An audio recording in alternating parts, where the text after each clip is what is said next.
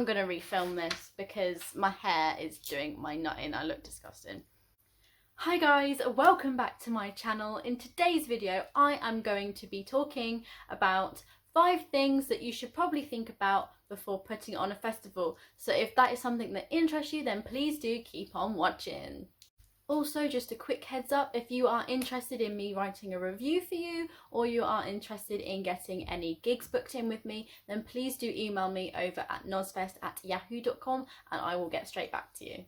The first thing you are going to want to think about before putting on a festival is your budget. This is super important as it will help you stick to a price and a budget that you are going to need to put on the entire festival with. When working out this budget, you are going to need to think about that this is going to include the cost of your venue, the cost of the bands, any promotion that needs doing, any gear that might need to be hired, the rider that you are going to need to supply for staff and bands, any staff that you are going to be paying, for example, if you are going to be booking a host or stage managers, security if that is something that you need to look into, hotels for any bands that have requested hotels for stayovers, merchandise if you are planning on creating merch for your festival, printing and publicity, and also the fact that you are going to probably need a website. You may also want to think about whether or not you are going to need endorsements and sponsorships. If you do get sponsorships and endorsements, this may help generate more revenue for your festival, and it will also help you stick to your budget as sponsorships may offer you money in which you can pay the bands with. In terms of capacity, you may need to think about the fact that it's going to be reduced. For example, if your venue that you are booking holds 600 people, this may be reduced to maybe 400 people. This will be because at least 100 people out of that 600 are going to be band members and their staff. Secondly, at least 50 of those people are also going to be press and media. A further 30 may also be part of a guest list, and then you need to think about how many staff are actually going to be working. And it's very important to stick to regulations in terms of capacity. So you may actually only be able to sell, say, 400 tickets for a venue that holds 600 people. Second thing you are going to need to think about is the venue you are going to be booking, as that is where your festival is going to take place. You will need to think about the location of your festival, the capacity that the venue is going to hold, whether they have 1 stage, 2 stages, 3 stages maybe.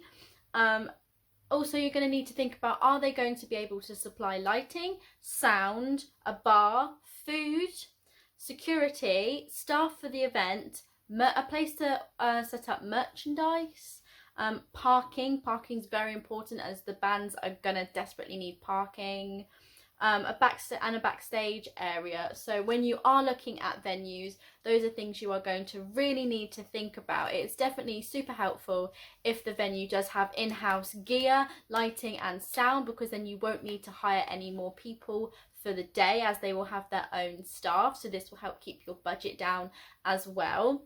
You're also going to need to think about capacity. For example, if you're putting on a festival, you're not going to want to book a venue that only holds 50 people. You are going to need at least 200 plus people to be able to make a festival work. Also, in terms of location, I would suggest putting it on in a city that is well known. For example, Southampton, like where mine is taking place. This is just because if you put it on, say, in your hometown, for example, my hometown is New Milton. Not a lot of people know where New Milton is or anything, so they're not going to want to travel to a place that's unknown. So it's better to stick to really big places such as Manchester, Birmingham, Southampton, Bournemouth, just big cities that people have heard of. The third thing you are going to want to think about is the timings. This will help you to plan and schedule your event and also work out how many bands you are going to need for that day. You are going to want to think about how many days this is possibly going to take place over, whether it'll be 1 or 2 or 3 maybe even 4 in some cases. what your changeover times are going to be. For example, when one band's played and then changing over gear with another band, are you going to leave it to 15 minutes or 20 minutes, or are you going to like want it to be half an hour or something? If you've got more than one stage, are your stages going to overlap with timings, or are you going to time everything so everybody can see each band? What time will your doors open? If your doors don't open till 7 o'clock at night, then you're not going to be able to have as many bands on in an evening. But if your doors open at 12, then you could have more.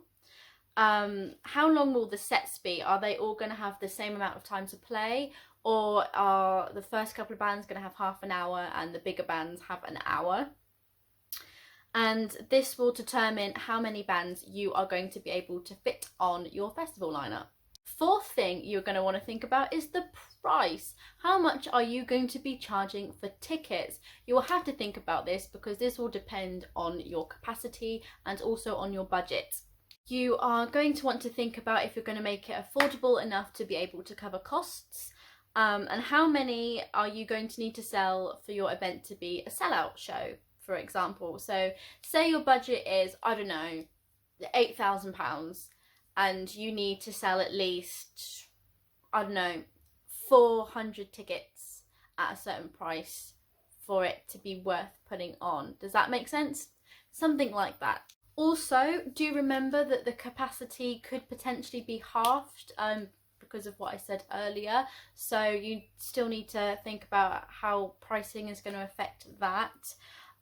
Also, a good tip would be, does your price justify the bands? For example, if you're going to be charging £30 for your festival and there are 6 really good bands playing, people are more likely to pay that rather than paying £100 for 10 kind of bands that nobody's ever heard of before. So you do need to think logically and not greedy. And lastly, the fifth thing that you need to think about when putting on a festival is the bands that you're actually going to be booking. So you are going to be needing to think about what sort of genre the bands are going to be, if the genres are going to make sense, or whether you want a bit of a mix and match.